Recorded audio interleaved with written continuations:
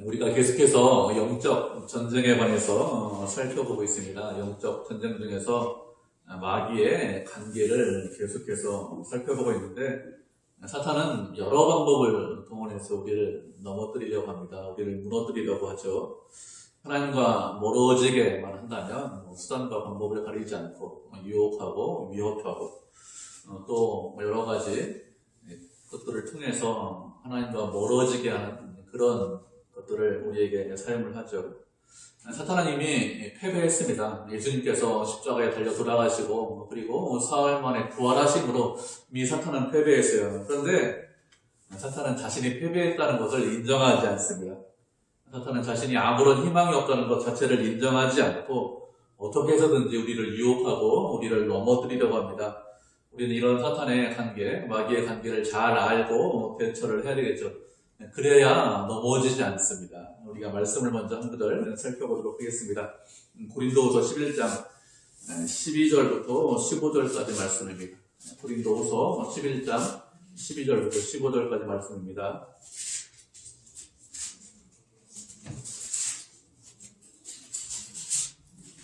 고린도후서 11장 12절부터 15절까지 4절인데 우리 한 절씩 교독하도록 하겠습니다. 고린도후서 11장 12절 제가 먼저 읽도록 하겠습니다. 나는 내가 해온 그대로 앞으로도 하리니 기회를 찾는 자들이 그 자랑하는 일로 우리와 같이 인정받으려는 그 기회를 끊으려 함이라. 그 사람들은 거짓 사도로 지는 일뿐이니 자기가 그리스도의 세상으로 가장하는 자들이라. 이것은 이상한 일이 아니니라. 사탄도 자기를 광명의 천사로 가장하나니 그러므로 사탄의 일들도 자기를 의인으로 가장하는 것이 또한 대단한 일이 아니라 그들의 마음은 그 행위로 되리라. 아멘. 사도 바울이 고린도 교회 성도들에게 하는 말이, 편지로 하는 말이 자신이 해온 그대로 앞으로도 계속해서 그 일을 하겠다 이렇게 고백을 하고 있죠. 바울이 한 일이 무엇이냐? 복음을 전하고 그리고 성도들을 사랑하고 예수님을 따라가고 닮아가는 그런 삶을 살았는데 앞으로도 계속해서 그 길을 걷겠다는 거예요.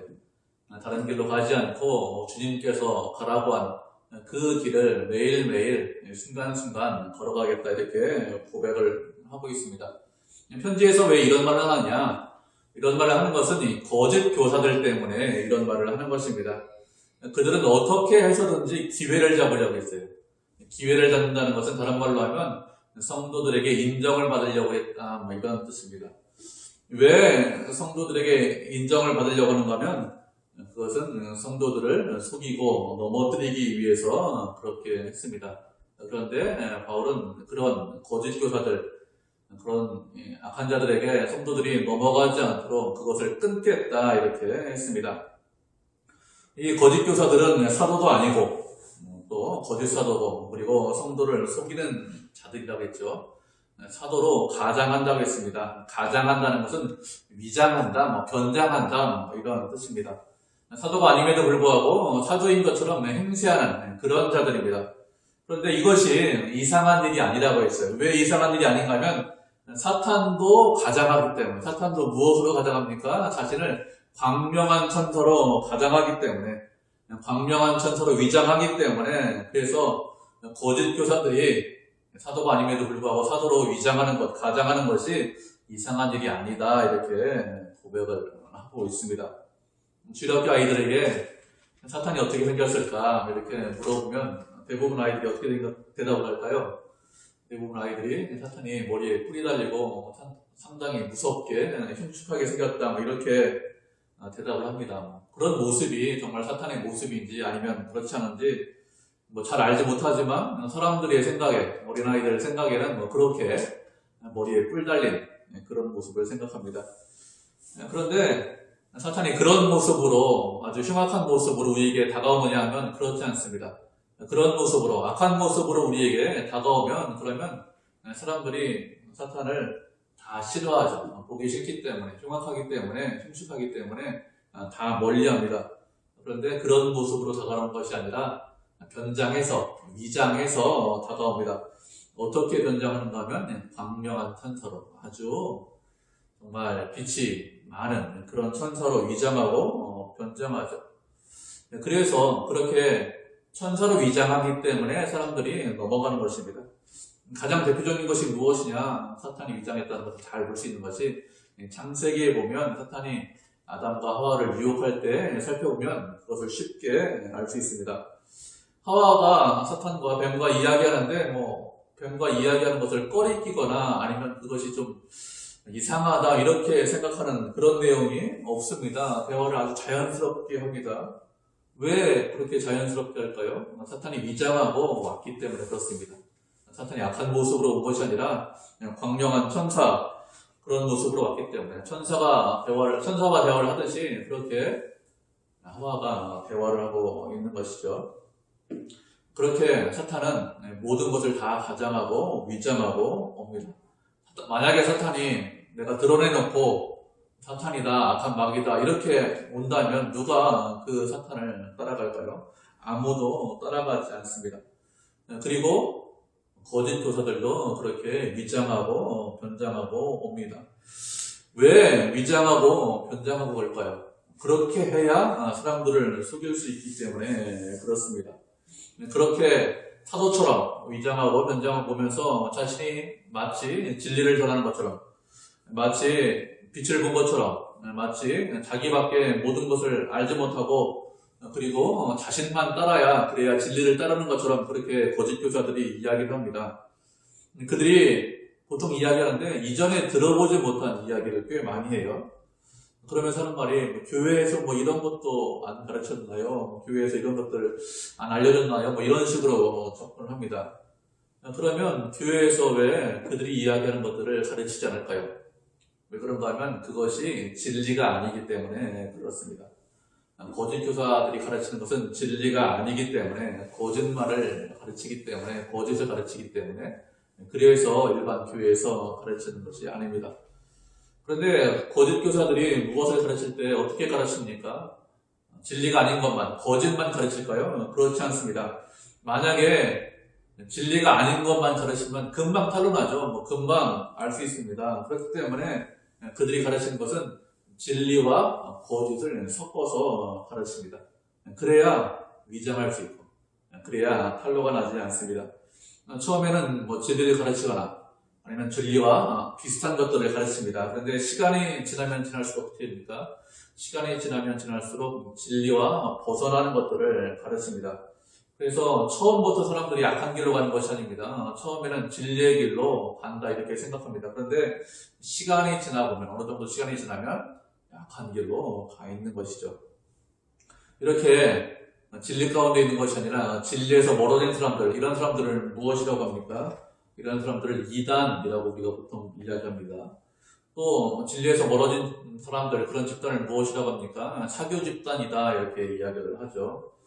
이단은 무엇이냐? 이단은 기독교 안에서 출발합니다. 출발은 성경을 가지고 출발합니다. 그런데 기독교 안에 있다가 기독교 밖으로 나간 사람들, 그런 사람들이 보통 이단이죠. 사교 집단은 어떤 집단이냐? 사교 집단은 보통 기독교에서 출발하지 않습니다. 기독교처럼 보여요. 그런데 기독교에서 출발하지 않고 기독교가 아닌 다른 종교를 말하죠. 몰몬교나 아니면 여호와 증인 이런 사람들은 기독교가 아닌 다른 종교 집단입니다. 이단은 기독교 안에서 출발합니다. 그래서 많은 부분이 기독교와 많이 유사해요. 그런 이단의 특징이 무엇이냐? 이단의 특징은 특정한 교리를 확대 해석을 한다는 것입니다. 특정한 교리만 강조하고 특정한 부분만 크게 이야기하면 그러면 그런 사람들이 이단이 됩니다. 요즘 강조하는 것이 무엇이냐? 이단들이 강조하는 것이 종말론을 꽤 많이 강조합니다. 이단은 계시록, 요한계시록을 가지고 말씀을 풀어준다 이렇게 이야기를 합니다. 종말에 이런저런 일이 있을 것이다 이런 이야기를 하면서 사람들을 미혹하게 하죠. 이런 종말론으로 유명했던 그런 곳이 있습니다. 그것이 무엇이냐면 우리가 잘 알고 있죠. 다미선교회라고 한번 들어보셨을 것입니다. 92년도에 시한부 종말론 이런 것들을 주장하면서 종말이 온다 이렇게 했습니다. 그렇게 그런 시한부 종말론을 믿던 사람들 어떻게 했습니까? 학교도 그만두고 직장도 그만두고 가정도 버리고 산에 올라가서 예수님의 재림을 기다렸습니다. 92년도 뭐 몇 년 전부터 그렇게 그런 일을 했고 92년도에는 아예 뭐 다 가출해가지고 산에 올라가서 먼저 예수님 재림하는 거 맞겠다고 그렇게 흰옷 입고서 뭐 재림 준비했어요. 그런데 어떻게 됐습니까? 뭐 아무 일도 일어나지 않았습니다. 그러면 뭐 그렇게 뭐 시한부 종말론처럼 날짜를 얘기했는데 아무 일도 일어나지 않기 때문에 예수님께서 재림하시지 않느냐?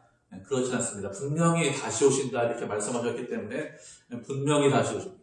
그렇게 말씀하셨습니다. 그런데 언제 오실지는 우리가 알지 못하죠. 언제 오실지 말씀하시지 않았기 때문에 알지 못하는 것입니다. 우리가 말씀을 한 구절 살펴보도록 하겠습니다. 마가복음 13장 31절, 32절입니다.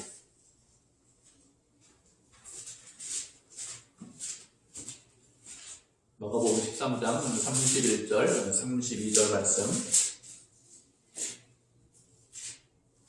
두 절이니까 한 목소리로 읽겠습니다. 마가복음 13장 31절, 32절입니다.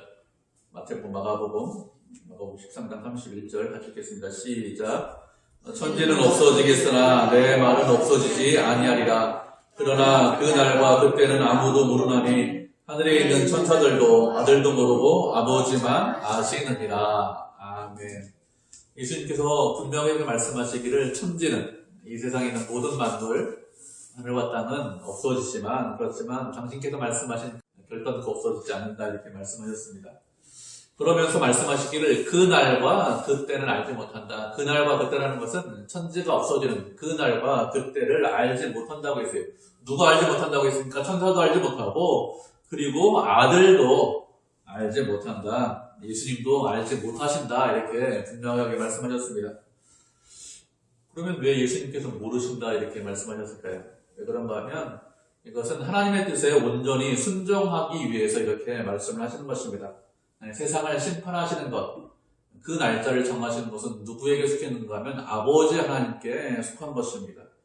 아들이신데 인자인데 땅에 오셨는데 그런데 아버지의 뜻에 온전히 순종한다 그런 의미로 그날과 그때를 모른다 이렇게 말씀을 하는 것입니다. 그런데 이단들은 어떻게 합니까? 이단들은 자신들을 안다 이렇게 이야기를 해요. 어떻게 알았느냐 이렇게 물어보면 무엇이라고 대답하는가 하면 예수님께서 알려주셨다 이렇게 이야기를 합니다. 예수님께서 이 구절대로 모른다고 하셨는데 왜 어떻게 알려주셨냐 하면 아들이기 때문에 아버지의 것을 모르지 않는다. 알고 있다. 그래서 그 아는 것을 우리에게 알려주었다 이렇게 이야기를 합니다. 그리고 몇 월 며칠에 예수님 오신다고 이야기하죠. 그런데 예수님께서 분명히 말씀하시기를 오직 아버지만 아신다 이렇게 말씀하셨기 때문에 아버지만 아십니다. 심판은 아버지 하나님께 속한 것입니다. 그래서 이것을 예수님이 알려주셨다 이렇게 이야기를 하면 그건 무조건 이단이에요. 무조건 이단. 볼 필요도 없습니다. 예전에는 몇 월 며칠 날 온다, 예수님께서 오신다 이런 이단이 많이 있습니다. 그리고 날짜를 이야기하는데 언제를 이야기할까요? 뭐 1000년, 2000년 이후에 아니면 100년, 200년 이후에 그때 오신다 이렇게 이야기하는 이단 아무도 없습니다.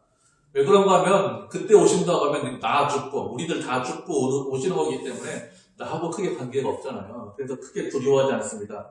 날짜가 그렇게 멀면 사람들을 속일 수가 없어요. 그래서 가까운 날짜를 일단 이야기를 합니다.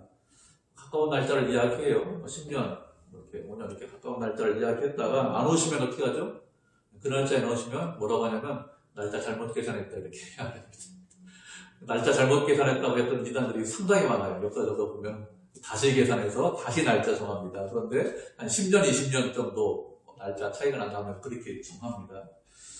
그렇게 왜 10년, 20년 정할까요? 그렇다면 그 10년, 20년 기간 동안 사람들을 미혹할 수 있기 때문에 다른 날로 변동합니다.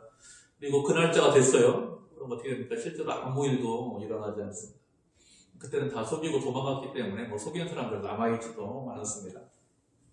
이렇게 언제가 뭐 종말이다 이렇게 날짜를 이야기하면 이단이라는 것을 이제 사람들이 다 알게 되었습니다.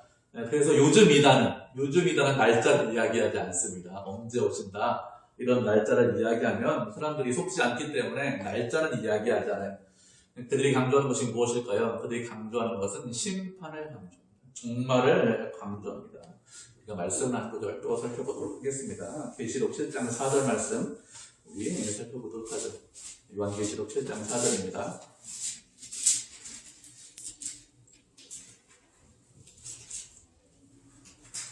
요한계시록 맨 마지막이죠. 성경에 7장 4절 한 절이니까 우리 한 목소리로 같이 읽겠습니다. 7장 4절입니다. 시작. 내가 인침을 받은 자의 수를 들으니 이스라엘 자손의 각 지파 중에 인침을 우리 14만 4천이니 아멘. 네, 이스라엘 지파 중에서 인침을 받은 자들의 숫자가 몇 명이냐? 14만 4천이다 이렇게 말씀하고 있죠. 계시록 7장에도 14만 4천이라는 숫자가 나오고 계시록 14장에도 14만 4천이라는 이야기가 숫자가 나옵니다. 이 숫자가 무엇이냐? 천국에 들어가는 숫자예요. 천국에 들어가는 사람들의 숫자를 14만 4천이다 이렇게 말을 했습니다. 사도 요한이. 그런데 이 숫자는 상징적인 숫자입니다. 12지파인데 12지파에서 12,000명이죠. 12,000명이라는 것은 1000명씩 12번 이렇게 해서 12,000명입니다. 이렇게 상징적인 숫자로 14만 4천을 이야기했는데 그런데 이 단어는 무엇이라고 할까요? 이 14만 4천이 문자적인 숫자다. 그래서 14만 4천 명만 천국에 들어가고 다른 사람들은 천국에 들어가지 못한다. 이렇게. 그래서 14만 4천 안에 들려면 어떻게 될까요? 이단의 교주를 믿어야 그래야 14만 4천에 들 수 있다. 이렇게 이야기했습니다. 누가 이런 이야기를 많이 했느냐? 신천지가 이런 식으로 포교 활동을 했습니다. 그래서 그 사람들이 14만 4천이 실제로 넘었어요. 지금 14만 4천 훨씬 넘습니다. 14만 4천이 넘자 뭐라고 이야기할까요? 진짜 믿음을 가진 14만 4천만 들어갈 수 있다. 이렇게 이야기를 했습니다. 이런 식으로 이야기를 살짝 바꾸는 이유가 무엇일까요? 그래야 사람들을 미혹할 수 있기 때문에, 그래야 사람들이 움직이기 때문에 그렇습니다. 그러면 어떻게 하면 진짜 14만 4천에 들어갈 수 있습니까? 어떻게 하면 들어갈 수 있는가 하면 경쟁해야 됩니다.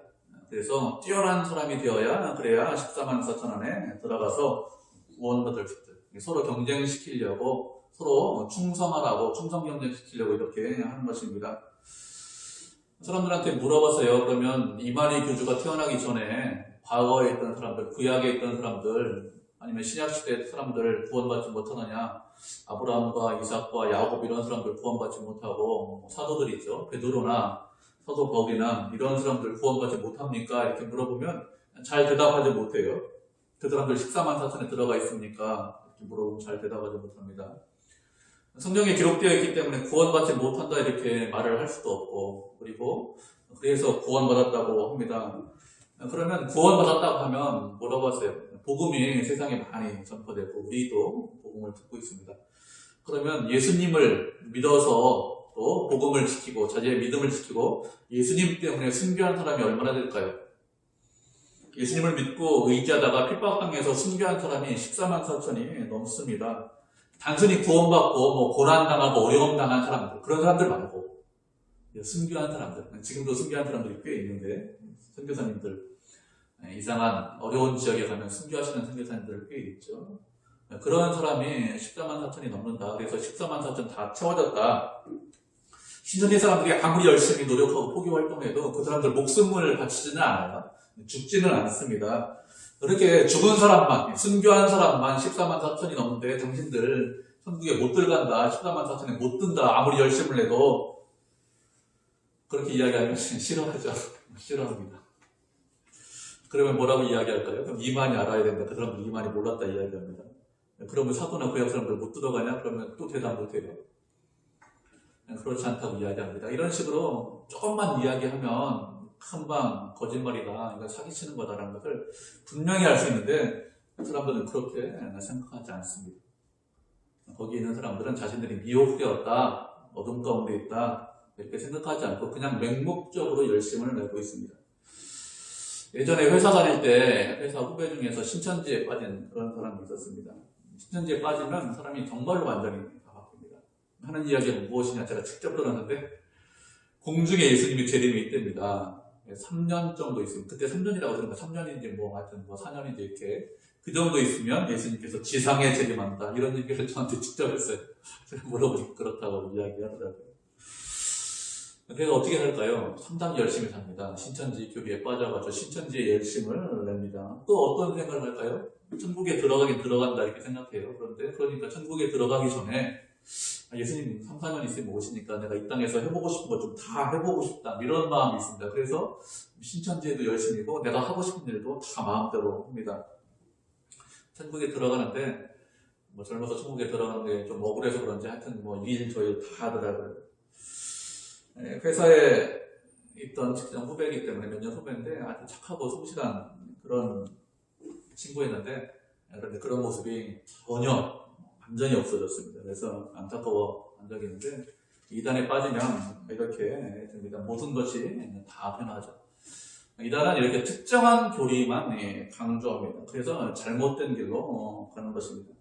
우리가 하나님의 말씀을 이해할 때는 그 말씀이 서로 충돌하지 않도록 그렇게 이해를 해야 됩니다.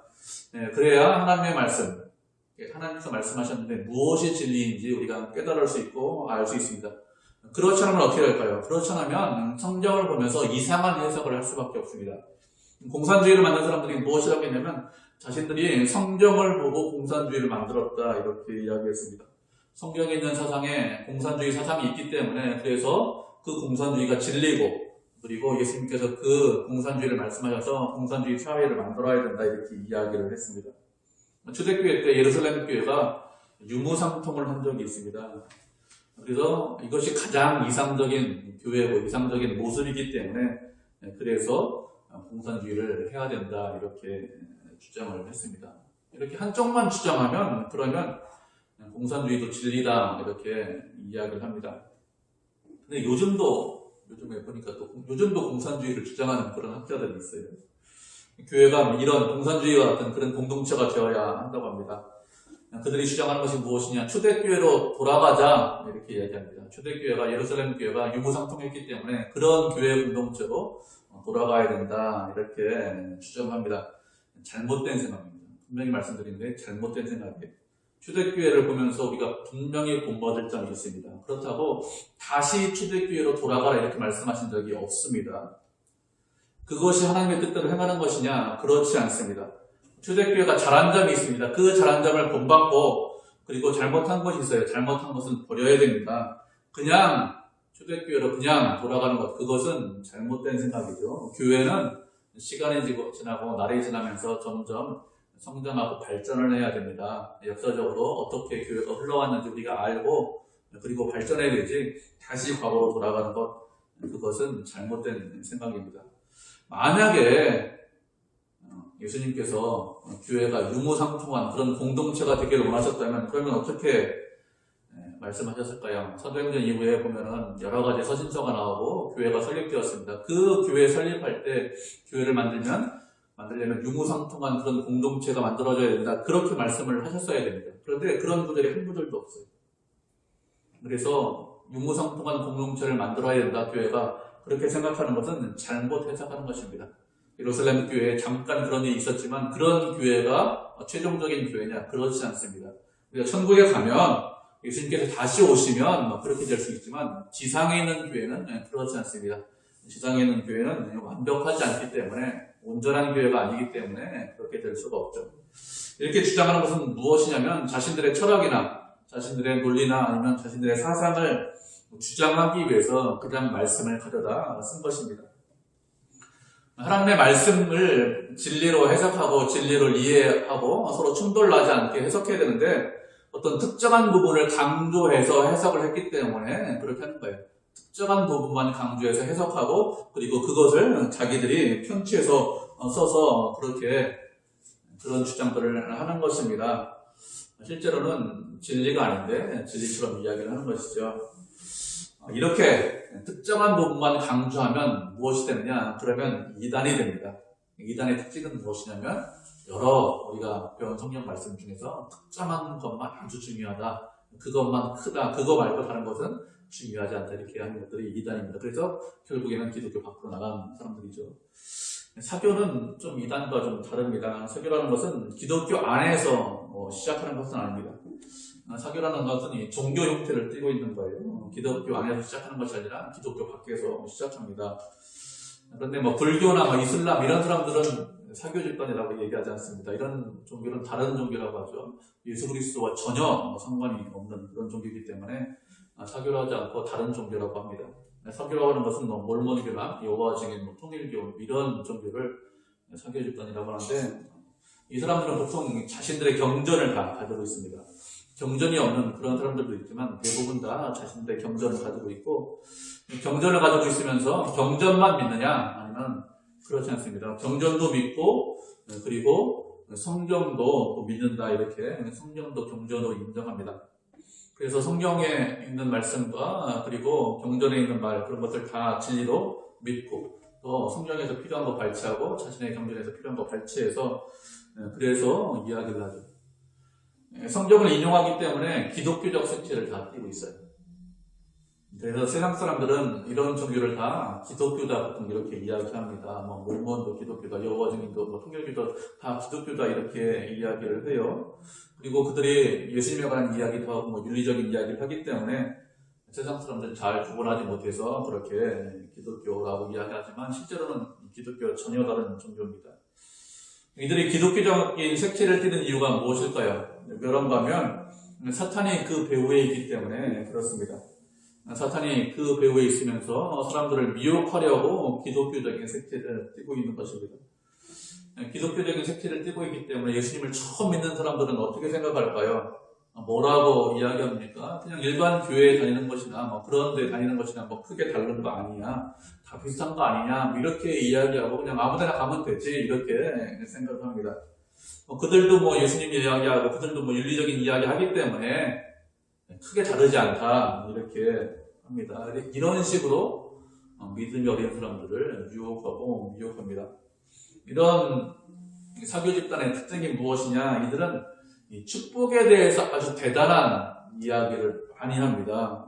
어떤 문제가 있고 어떤 어려움이 있는데 우리가 인생을 살면서 고난이 있고 어려움이 있는데 그런 고난과 어려움을 자신들에게 오면 그런 고난과 어려움을 즉시 해결할 수 있다. 그건 문제도 아니다. 이런 식으로 이야기를 합니다.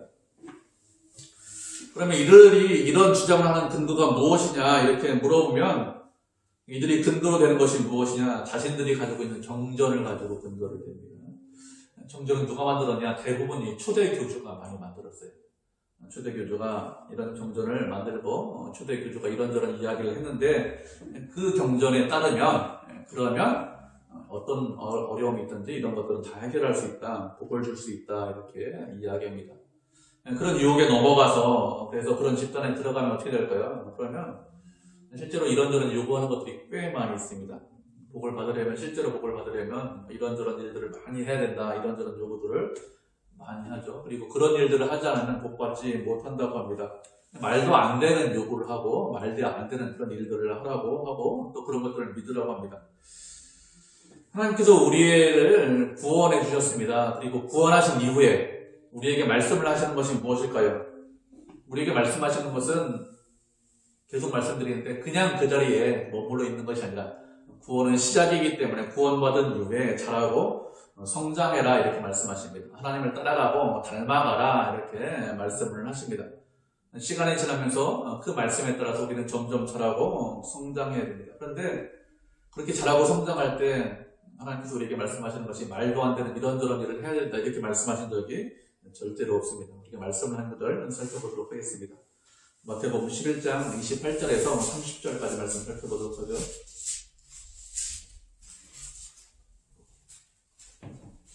마태복음 11장 28절에서 30절입니다. 우리가 한 절씩 교독하도록 하죠. 마태복음 11장 28절에서 30절 세 절이니까 우리 한 절씩 다 한 목소리로 같이 읽겠습니다. 시작. 수고하고 무거운 짐진 자들아 다 내게로 오라. 내가 너희를 쉬게 하리라. 나는 마음이 온유하고 겸손하니 나의 멍에를 내고 내게 배우라. 그리하면 너희 마음이 쉼을 얻으리니 이는 내 멍에는 쉽고 내 짐은 가벼움이라 하십니다. 아멘. 예수님께서 말씀하신 것이 무엇이죠? 수고하고 무거운 짐을 졌느냐? 그러면 다 내게로 오라. 그러면 우리 주님께서 우리를 쉴 수 있도록 하시겠다 이렇게 말씀하셨습니다. 그런데 어떻게 쉴 수 있다고 말씀하셨습니까? 예수님께서 우리가 예수님에게로 가면 그러면 예수님께서 우리의 짐을 대신 짊어주시는 것으로 그래서 쉴 수 있다 이렇게 말씀하시지 않았습니다. 대신 짊어져 주시면 우리가 쉴 수 있겠죠. 그런데 내가 너희들의 짐을 대신 짊어지니 그러니 쉼을 얻을 거야 이렇게 말씀하시지 않고 무엇이라고 말씀하셨는가 하면 나는 마음이 온유하고 겸손하니 나의 멍에를 메고 내게 배우라 이렇게 말씀하셨습니다. 그러면 우리 마음 가운데 쉼이 있다는 것입니다. 예수님께서 짐을 대신 져주시는 것이 아니라 그것 때문에 쉼을 얻는 것이 아니라 예수님의 멍에를 메고 예수님의 멍에를 짐을 짊어짐으로 그래서 쉼을 얻는다는 거예요. 내 짐도 어려운데 근데 예수님의 멍에도 메야 되고 짐도 짊어져라 이렇게 해야 쉼을 얻는다고 했습니다. 그러면서 무엇을 배우라고 말씀하셨습니까? 온유하고 겸손한 것을 배워라 이렇게 말씀하셨습니다. 예수님께서 우리에게 짊어지게 하시는 짐이 무엇입니까? 그런 멍에가 무엇이죠? 그것은 온유하고 겸손한 거예요. 그것은 어렵지 않고 쉬운 것이라고 했습니다. 온유하고 겸손한 것은 무엇을 말합니까? 그것은 예수님을 따라가고 예수님을 닮아가는 것입니다. 예수님을 따라가고 닮아가면 우리의 마음이 온유하고 겸손하면 무엇이 있습니까? 우리 마음 가운데 평안이 있고 쉼이 있고 기쁨이 있습니다. 우리에게 짐이 없는 것이 아닙니다. 짐이 있습니다. 우리가 져야 될 십자가가 있습니다. 그런데 그것 때문에 어려워하거나 그것 때문에 고통스러워하지 않는다는 것입니다. 그것이 예수님의 말씀이에요. 짐이 없어진다 이렇게 말씀하신 것이 아니라 예수님을 따라가면 온유하고 겸손하면 그러면 짐의 마음에 평안이 있다 이렇게 말씀하셨어요. 하나님께서 우리에게 무엇이라고 말씀하십니까? 항상 당신을 닮아가라 따라오라 이렇게 말씀하셨습니다. 내가 거룩하니 너희도 거룩하라 이렇게 말씀하셨습니다. 이것이 주님의 뜻입니다. 그런데 이상한 종교 집단들 이런 사람들은 무엇이라고 합니까? 자신들이 모든 짐을 해결해 줄 수 있다, 모든 문제를 해결해 줄 수 있다 이렇게 이야기하는데 실제로 그 집단 안에 들어가면 짐을 덜어주고 해결해 주는 것이 아니라 더 큰 짐을 짊어지게 만듭니다. 복을 준다고 떠들고 있지만 실제로 복을 줄 수 없어요. 왜 그럴까요? 왜 그런가 하면 복은 하나님께서 주시기 때문에 그렇습니다. 온갖 좋은 것들, 온갖 좋은 종류의 선물들이 빛들의 아버지로부터 온다 이렇게 말씀하셨습니다. 하나님께서만 복을 줄 수 있습니다. 그런데 누가 복을 받을 수 있습니까? 모든 사람이 복을 받는 것이 아니라 그리스도 안에 있을 때 그 사람이 복을 받을 수 있다 이렇게 말씀하셨습니다. 그리스도 밖에 있는 사람들에게 하나님께서 복을 주신다 이렇게 말씀하신 적이 없습니다. 그런데 사교 집단들은, 이상한 종교 집단들은 절대로 그런 얘기하지 않습니다. 자신들이 복을 줄 수 있는 것처럼 그렇게 이야기를 하죠. 그들은 성경을 가지고 있습니다. 기독교적 색채를 띠고 있습니다. 그런데 성경 이야기를 하잖아요. 누구 이야기를 가장 많이 할까요? 그 교를 창시한 교주의 이야기, 창시자의 말을 가장 이야기합니다. 그가 이런 이야기를 했어, 이런 일을 했어, 저런 일을 했어, 저런 이야기를 했어 이렇게 하면서 교주의 이야기를 많이 하는데 성경에 관한 말씀은 전혀 말씀하지 않습니다. 성경이 말하는 진리를 말씀하지 않습니다. 삼위일체를 부정하죠. 성령을 부정합니다. 기도해라 이런 말을 전혀 하지 않습니다. 오직 인간의 노력과 열심만 이야기하죠. 맹목적인 열심과 맹목적인 충성만 요구합니다. 이것이 마귀의 관계죠. 사탄은 이단이나 아니면 이런 사교 집단을 통해서 이용해서 우리를 넘어뜨리려고 합니다. 광명한 천사로 우리에게 접근합니다. 우리는 이런 사탄의 관계에, 마귀의 관계에 넘어가지 않아야 되겠죠. 언제나 예수님 안에, 예수 그리스도 안에 있어야 됩니다. 주님을 믿고 의지해야 되겠죠. 하나님께서는 성경을 통해서 당신을 계시하셨습니다. 성경을 통해서 당신을 드러내셨습니다. 그렇기 때문에 언제나 우리는 이 성경 말씀 붙잡고 있어야 돼요. 왜 말씀이 중요하냐? 이 말씀 안에 하나님이 어떤 분인지 말씀하셨기 때문에 말씀을 붙잡고 있는 것이죠. 모든 성경은 하나님의 감동으로 된 것으로 교훈과 책망과 바르게 함과 의로 교육하기에 유익하다고 했습니다. 그렇기 때문에 언제나 말씀을 붙잡고 의지하고 순종하죠. 순종해야 되고 그리스도 안에서 하나님께 영광을 돌려야 됩니다. 그래야 사탄의 관계를 물리칠 수 있습니다.